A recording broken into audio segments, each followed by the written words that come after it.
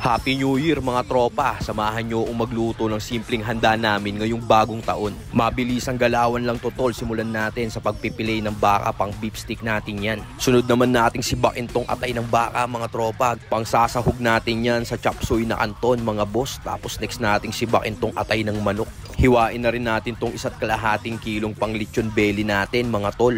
Finilay natin sa tatlo yan mga tropa. Lalagyan kasi natin ng mga pampalasa yan para mabisa talaga yung kalabasan ng ating lechon roll. Sibak na rin tayo ng mga gulay na gagamitin natin sa ating pancit chop suey mga tol. Sumibak tayo ng Baguio beans, carrot, repolyo, cauliflower at young corn mga tropa. Sa isang food pan, lagay na natin tong 1.5 kilo nating pang beef steak. Lagyan natin ng bawang, paminta, pigaan natin ng kalamansi, tas lagyan natin ng toyo. Tantsahang lagay lang ng toyo yan mga tropa, tas lagay tayo ng chicken powder, garlic powder at light brown sugar. Tas tsaka nating halu-haluin ngayon, set aside natin to. Marinate natin at least 30 minutes. Sa isang mangkok, pagsamasamahin natin yung paminta, asin, garlic powder, cayenne at thyme leaves. Tas tsaka natin halu-haluin ng ganyan. Tas dito naman tayo sa 1.5 kilong pork belly natin, punasan lang natin ng paper towel para mabilis kumapit yung mga aromatics na ilalagay natin sa kanya. Tas yan, budbud na natin sa kanya yung ginawa natin pampalasa mga boss. Layer by layer na goodness ang pinaglalagay natin sa kanya mga tropa. Minasahin natin maigi sa pork belly yung mga pampalasa para kapit na kapit talaga. Tas pukpok na tayo ng tanglad tsaka natin ilagay sa kanya. Yung mga gantong proseso ng paggawa ng lechon roll tropa, hindi mo na kailangan i-marinate. Rektahan na to.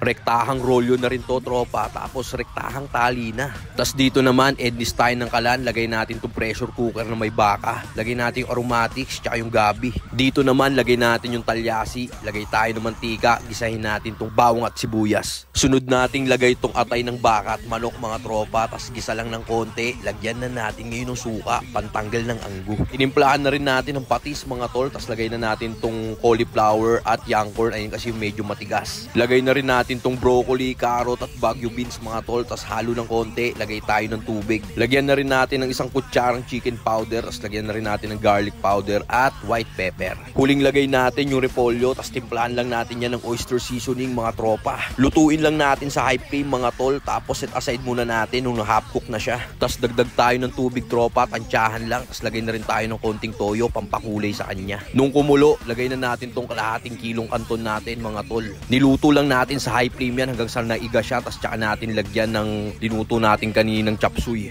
So si kanton na yan tropa, tas lagay na natin dito sa bilao na plastic. Yan, lagay na natin ng ganyan. Tapos tsaka natin ilagay yung mga natitira nating chop suey mga tol. Simple lang pero ang sarap yan tropa. Ednis ulit tayo ng kalan, lagay natin tong talyase. Pretuhin na natin tong mga minarinate nating mga beef steak mga tol. Medyo sinunog natin yan para mag-caramelize yung mga aromatics na pinaglalagay natin dyan tol. Pagtaas natin hanguin. Next naman tong second batch mga tropa. Tapos set aside muna, buksan naman natin tong pressure cooker ngayon. Durugin na natin yung mga gabi mga tol. Sinigang sa gabi na baka kasi yan. Dagdag tayong tubig, tapos lagay na natin tong okra at labanos mga tol. Tapos lagay na rin natin tong siling green. Lagay na rin tayong sinigang mix, tapos konting patis, pampalasa. Wala lang tayong nabilahang kangkong noong mga panahon na yan mga tol. Tapos dito naman tayo sa ating lechon belly. Salang na natin dito sa ating turbo. Set natin sa 200 degrees sa 30 minutes. Dito naman, salang natin tong wok. Lagyan natin ng mantika, tapos salang na natin itong mga ham natin. Nag-giveaway lang sa akin ng source ko sa palengke.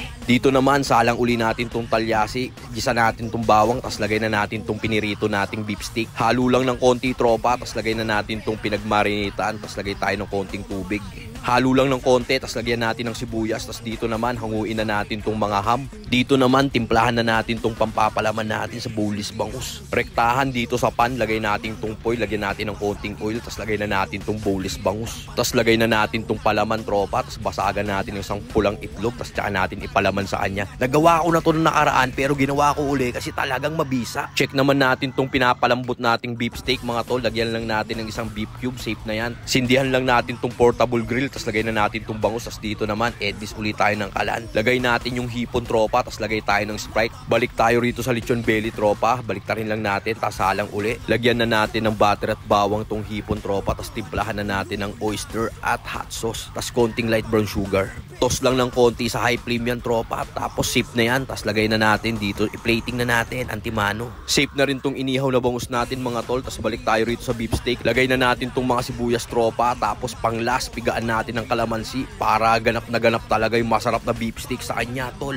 Cornstarch slurry lang ginamit nating pampalapot sa kanya, tol. Tapos safe na yan. Lagay na natin dito sa plastic na food pan. Sibak naman tayo ng chorizo ngayon. Lalagay natin yan sa fried rice. Lagay natin tong wok. Tapos lagay natin tong chorizo. Lagyan natin ng tubig. Yung naiga, lagyan natin ng mantika ngayon. Halo konti. Lagay natin yung hipon, tropa. Tapos lagay natin tong mixed veggies. Tapos yan, tos lang natin, par. Tignan mo naman kung gaano lang ka-basic sa wok. Tapos lagyan natin ngayon ng butter. Saka natin ilagay itong binati nating scramble egg, mga tropa. Halo ng konti. Tapos lagay na natin itong bago nating sinaing. Para medyo special naman itong food trip natin ngayong bagong taon, mga tol. Tapos lagay lang tayo dyan ng white pepper at konting chicken powder, mga boss. Tapos tos-tos lang natin maigi, tol. Hanggang sa ganyan na itsura niyan. Tapos safe na yan. Tapos balik na tayo rito sa linuluto nating lechon belly. Tapos yan, lagariin na natin, tropa. At napakalutong yan. At ayun na nga, tapos na tayo magluto ng munting handa natin ngayong New Year, mga tropa. Hindi ko na kailangang isa-isahin yan kasi lagi ko rin namang ginagawa yan. Yon mga tol, Happy New Year sa inyo, sa ating lahat.